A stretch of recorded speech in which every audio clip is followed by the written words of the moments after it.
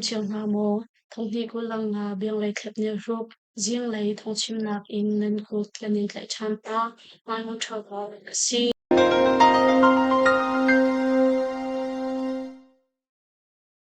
NFCNA ni ka dok na ka an tlai mi na shem nak mul an ngei lo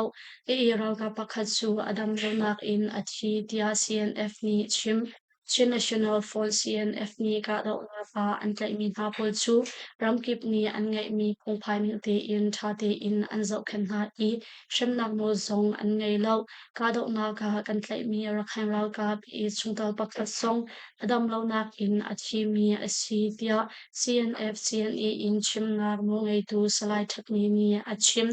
rakhainral ka pe he atang ti mi chim brother pupol ni menuli a khan matupi pupi la ka dok nak leo I CNF CNA ni an tlai mi rakhainral ka pe chungtal pakhat chu ralban tuk in an shamrong a athi I ral ka pakhat athi na kong a CNF CNA ni tonvo an lak a her tia chathan an chua hi kong he pet lai in CNF CNA in chim nga hlo ngei tu salai thatni ni chun ka dok nak leo a rakhain ral ka pi pol sin in azam leo a an tlai mi city in kan thai CI lei chatlat na kan to I ngandam lo mi asi thi na kong he pe kai zong in siboi te ni min san an thut mi song a CNF CNA ni kan tlai mi ha pol hi kan nak nol kan ngai ha lo tu kan thah than mi hna I ral ka pur zong ni hin an ma pun pak in an thei kho lai mi pi lung thin a vai vot kho tu to sar nak le huat na akar tar kho tu biching ho rel chatial hi isum a her tia VOC a achim Global Kumi Organization GKO Zongni Palawa Peng Sing Hua Dol Chungni Chin Kumpule Kumtum Pakhachu Rakhain Ral Ka Be Chungtal Patni Ni Antek Shem Nu A Than Tim Kong Sami Kopi Zong A Kumsom Thum Panga Nu Pakhachu Rakhain Hol In A Hol Mi Pu Pakhat Ni Antek Shem Nu A An Shem I Lungfim Lo In A Kong Palawa Peng Mauna Makwa A Kun He Thum Hap Chekal Im Chungkar Khat Kusa Minung Pathum Than Ton Kong Le Palawa peng tual chung ni kul liang chung Rakhain ral ka pe ni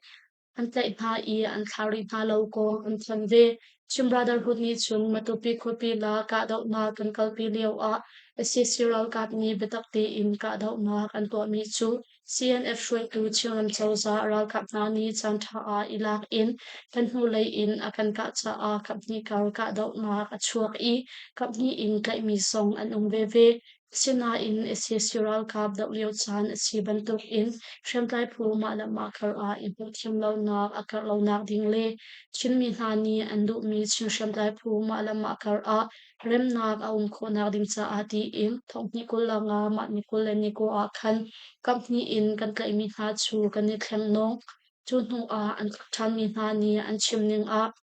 CNF CNA ni an tlai mi halak a pakhangal ka pe chung thaw pakhat chu ral batuk in an shin wo a an thi te in kan thai chu cha a CNF CNA ni ral ka pakhat thilak in an sham mi chung a fak pi in kan mo chat na I CNF CNA ni tron vo an lak a heu tia chathan an chuami a an lak tar chi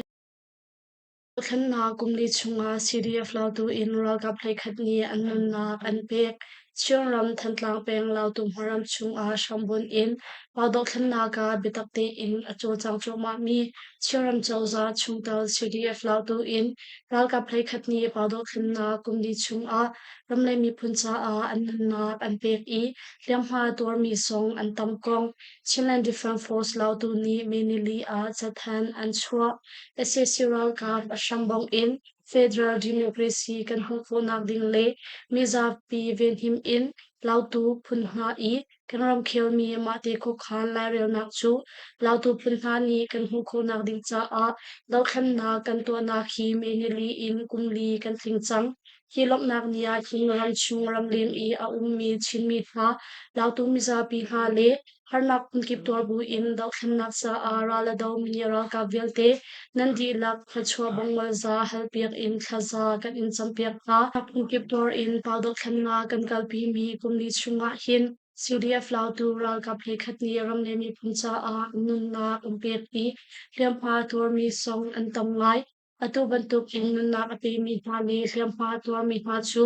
CDF lau tu ni upat na kan in pek na padok thlan na ka alam kip in akan bon chan tu ram chung ram leng I a mi zapi kha le lau tu mi zapi nen di lak chung jung a kan ni lom tuk shing shan tia CDF lau tu ni anga ter padok thlan na ka hin mi zapi hi abe pi bi mi na si bantuk in taina kan hu khon na kha song mizapi nan puchung I a mi asisa a mizapi ni minung thazang in sise chowa in sise na si khona lam chiao in lungwalti inra kan talpi ko tia kanin som na CDF la tu chu essential ka nonge nak thalo ashambong in federal democracy kan hu tiang pezul in ra kan daulai tia challenge defense force la tu ni an than ni a in lak ter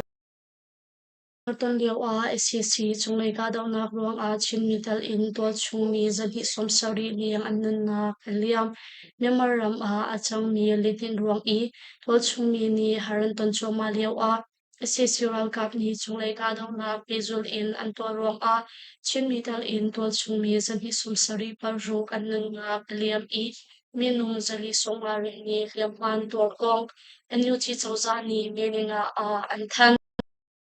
than Manipulating riat in many lithium essential kap ni imarang hun ki pa chunglai ka daw na boizan ni somret ni antua I tual chung ni zan hi somsari pa ruk anun na aliam chun min nung zali songaruk ni liam man tuar essential kap ni chunglai ka daw na antua tambik na hun chu sagay ram chan asi I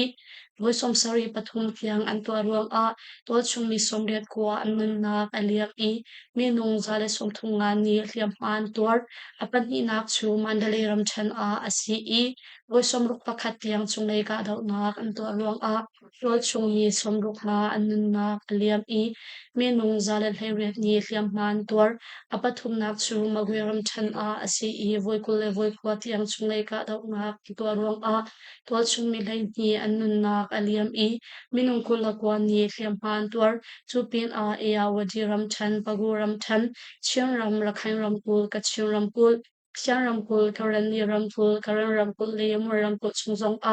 ese siral kap ni chunglei ka dok na phezul in an tua I pul chung mi nun na klem mi le klem ma tuar mi an tia an yu chi chawza ni an that mi an lang ter alwan cha April ni kwa zan swimil lam pariat le somli li le pakwa le khan chiang ram min da peng circle pali mo ram chung asimi min dat kopi pong phiu kwa essential kap ni wal tuk nak long in void ni tiang boman thak I pastor pakhatal in wat chung ni paruk an na aliam tia thai si Antok thiam in April ni kwa sana khan chin ram te dim pen sai jam ko kap ni kar ka do na in essential kap ni chunglei in boman thak I umnak in pathum arok ping chiapali dal in chungkar khat ko sa to chungni par ruk anun na aliam tia thai si Ukraine ni nan himnak din tun vo kan la halai lo atibu miao hai chu Russia kal tim thiam Russia ram Moscow khopi to ding mi valai chung ral pi avoid ni nak adi ni chamtuak victory day ital wedding in ramkip in choi tu chiu khat song kalani team Ukraine president Volodymyr Zelensky ni nan himnak din cha tuan vo kan la halai lo ti in and Shimbu State Administration Council SCC Boise Miao Hai Chu Kalatin Chim Chim Ko Nepi Dora Lay Thonglang Na Shampi Ni and Chim Moscow Kopi To Ding Mi Victory Day Kum Som Retlin Ni Cham Tok Cha Ati In Mele Red In Nisha Tiang Ni Thum Chung Ka Dau Na Ngol Chung Ding In Russia Ni Achim Mi Chu Me Ni Thuma Khan Ukraine President Zelensky ni adu lo kong achimve Russia ni victory day asomi ta ramkip in shwe tu chiao khasong nan him na ding cha tuan vo kan in la halai lo tia achim chap Russia ram chum achang mi kong kan ma ni tuan vo zai man Russia ni hung hang na ding cha tuan vo alak biak na chu cha kan ni chun zai ban to khum him nak cha man tuan vo kan lak biak khon halai lo tia Ukraine President Volodymyr Zelensky ni achim aralai mi miniko to adil mi Victory Day kum som retlin ni chamto ka hi Russia ni SCC Boise mi ang hai Tiluk Belarus le Serbia ram shwetu portal in ramkulen in shwetu bolsong somna Ukraine President Volodymyr Zelensky ni atubantuk in achimi ruang a miang hai lem ne biro in sisiral ka boichiu khatchu lungra thengai in anumbu a miang hai chu kalve a tim chem kau ministry a khin miang hai dal in sisiral ka boichiu khatchu ne biro in MAI Airbus Wanlong XYELK in Russia ram a anchuak lai tia nepido la lei thongnak nak shampini chun anchim Victory Day kumsum retlin mi chamtuak a Moscow khopi a to ading mi military party zong a member in Brigadier General Yose Auni ashwe mi phuzong ital veding in April kulani a khan Russia kalding in anithu changtia SSC amrak chimchang Russia President Putin chu Myanmar State Administration Council SSC Chairman Senior General Miang Hai He ne nyamngai in a ummi an CE Miang Hai ni anram a avatun langmang bantuk in Russia zong ni Myanmar ram chung a nuclear power Atomic Energy Corporation Serving in Aliam Chia Thonghi Kulam ni November Kulam ni a khan kamthi na tlak na in mission andak thu tia thai si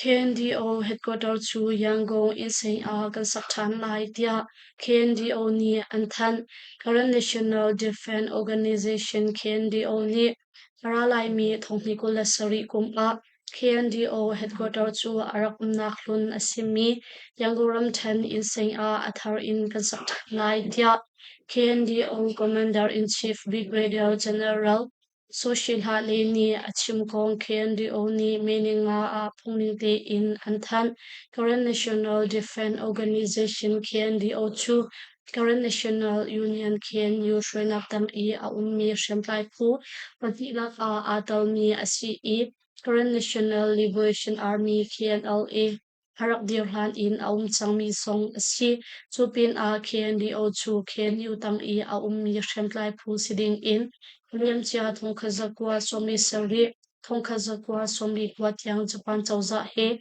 Memaram Chauza Arak Tu Song NCE KNDO Headquarter Lunchu Yangoram Than in Sing Shambun in Anraktir Kong KNDO Commander in Chief Brigadier General Soshileni Achim KNDO Commander in Chief Brigadier General Soshileni Aralai Mi Thongnikula Sari Kum A KNDO headquarters chu arak umchianak hun asimi inseng a athar in kan sakhan lai tia no lapik pa kong chu adik mi asikau tia current National Defense Organization KNDO ni thawang than mi a si ashangbok tiang ka dok na kan kalpi lai tia TNLA ni chim sham in nongai na kala tu sisiral kap ashangbok tiang ka dok na pezul in kan kalpi lai tia minili a tu mi press conference ta aural kap TNLA in Lieutenant Colonel Tapan la ni achim County Punha zong ni pudang in na kan ro na halo le boy na pi te hi na i ho tar lo in kan rangan bi kasimi Sisiral kap hi lungwal di in kan dawa chun te na kan hu kaulai di in zup na kan ngai chupin a sisiral kap asambong ding hi atu liao di in TNLA ni kan tua khola wa chun kan te chimfa par chantiang ni harnak anton lai tia Taural kap TNLA in Lieutenant Colonel Tapan la ni achim kan ma he atang ti mi ha song cha kan du mi ha chu sisiral kap ni sham in nong na an lak nu in Tlaiki nak li thanun nak an tua pin a thongan thak mi ha song an I ngai chena an kip kan tuar chu cha a sisural kap asham bok na lo pau chu hi har sat nak vial te hi pe zul in kan tuar lai chan I kan di dong tam ko lo a chun kan ti chim fa par chan tiang in hi har nak hi alat in an tor lai cha a kan ma lam ma kar a I mu them lo nak vial te chu kal tak chung in lungwal te in vai kan fana chun te na kan pu shim ko lai ti in zuk na kan nei tia tang ral kap TNLA in Lieutenant Colonel Tapan la ni chun achim alwan cha April kul riat kul ku a khan taluk torel pi nak in kuming khopi a tang ral kap TNLA le SCC chu tombel wa na an ngai I TNLA ni an lak cha mi naw chu chau me ti bo mo ko le mo may kupi chuatak ding in SCC ni an hal na cha a berwa na atlanting lo tia thai si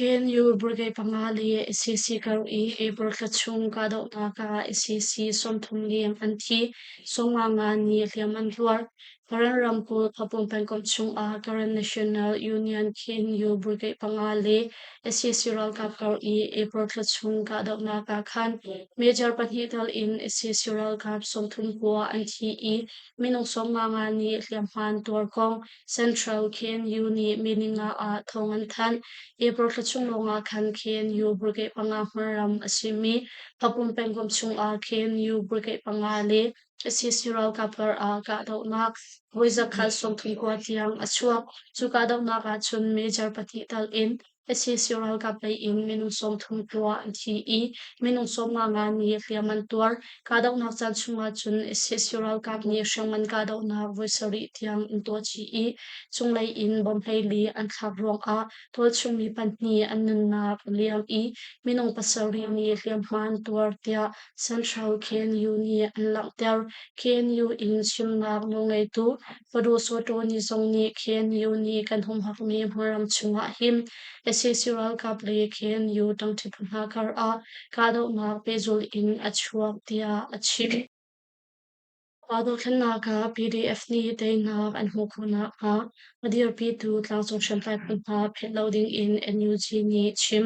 Pado khanna I ka do na ka te na kan hu khuna ka akan dir bi I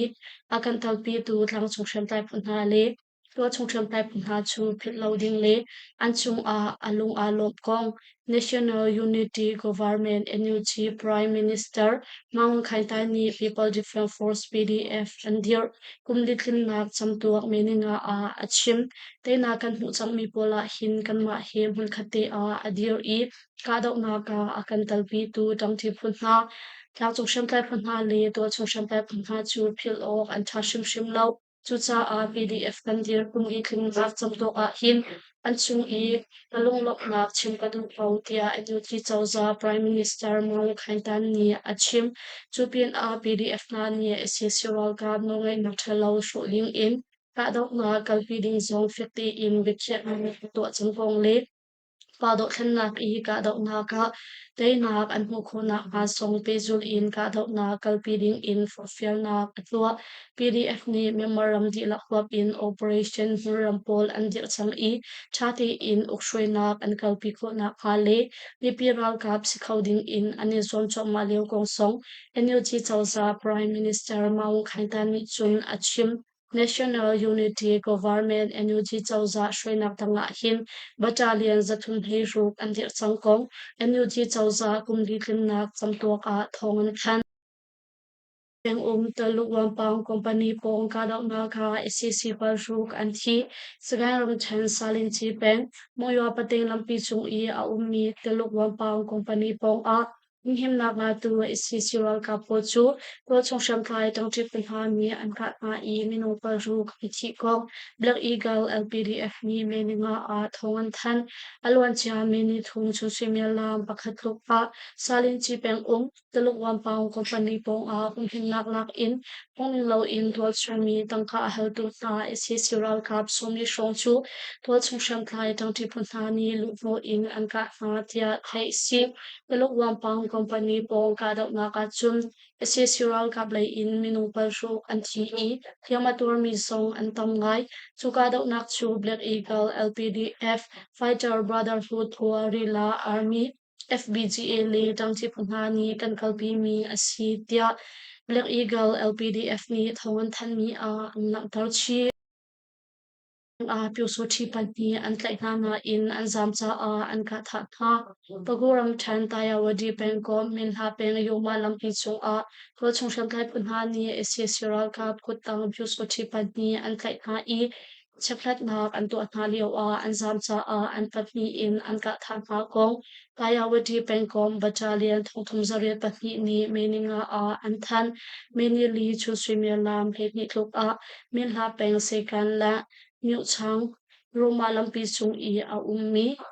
Pingador Kin Shui Gong Bambwe Gong Miak Mini li chung sui mia lam hai ni tluk a min ha peng se kan lai myu chang yo ma lam pi chung I a li ping ka do kin khupong a moto in arak phan mi min ha peng yue kong bang boi kong kwa si siral ka kutang pyo so thi Muzo u le do yu pi chu do chu shem tlai pu ni an tlai ha tia thai si kan tlai mi ha pi so thi pa pakhat nu pakhat chu chaklat nak an to ha leo a alam sia mi se siral ka pol an rakai ti in thong phang kan thai I ka na ding in tim lam na kan ngai leo a an zam churuang a kan doi ha I kan ka tha na cha a an patni in an thi tia taya wadi pengkom battalion thong thum zariat patni in drama wai tu pakhat ni achim tha tong ni sisural ka pyu so thi pan sin in formo to pakhat sisural ka pol he an ni pe thai na mobile phone pakhat sui ku do shol pakhat le sui na ton pakhat song kan na chi pia taya wadi pengkom battalion thong thum zariat patni ni thongan than ni a an lang tar Ito yapeng SCC pagi siyam nam hi may pisin ani font Mandalay Ramchan ito yapeng chung an siyam min SCC ral ka pagi chu siyam nam hi may pisin ani font kong Mandalay PDF ni meaning thongan than alwan siya meaning ni kan ito yapeng siyambun kamaya zasari patrum battalion in SCC ral ka pagi chu an may thal hi Mandalay PDF sin ani font tiya thay si Atu bantuk in siyam na mi pisin afat ni sisiral ka pati chu lunglunte in an chawhlan na I laksok tangka zang kan pek na sisiral ka paling pito sipol ni sisiral ka chuatak in kan sin ifon adu mi pau chu andale PDF ni lunglunte in kanin don na I nanan nak sa zong tuan bau kan in lak na lai chu pin laksong tangka zang kan in pek lai tia Mandalay PDF ni somnak ni fulfillnak song tua chi Te ka ko SSC ni yashang manan ka I hakcha pakhat nan liam ko chung mi pasari an tlai na agweram chan pakhong ko peng mi te ka ko SSC ral kap ni yashang manan ka ruang kumpni le chi hakcha pakhat anan aliam I shing tu anu tal in adang pathum ni kliam man tor kong pakhaw ku peng thonglak na shrampi ni an chim alwan cha mi ni zalai swimyalam pali le chiu shonga khan Agweram chan pakho kupeng shambut ni sisural ka division zale pakhat ni mitwe ka khwa shaman an ka I kumhi la chim hak chia pakhat anun na aliam chupin shingtuan nu adang hak chia nu pakhat le lamchung I chok mi nu pakhati in andi lakfon minu pathup ni liam man tuak tia thai si chun hu division zale pakhat in ralamasel mi sisural ka pol ni mitwe ka khwa an lupo I Tol sumi pasari song an tukvel tha I an klai tha kong thai si SSUL kap ni an klai mi tha tol sumi pasari hi pe tlai ko an selau tol sumi di lak chu ahim na kun kol in an zam tia pakau pu peng thonglak nak shampi ni an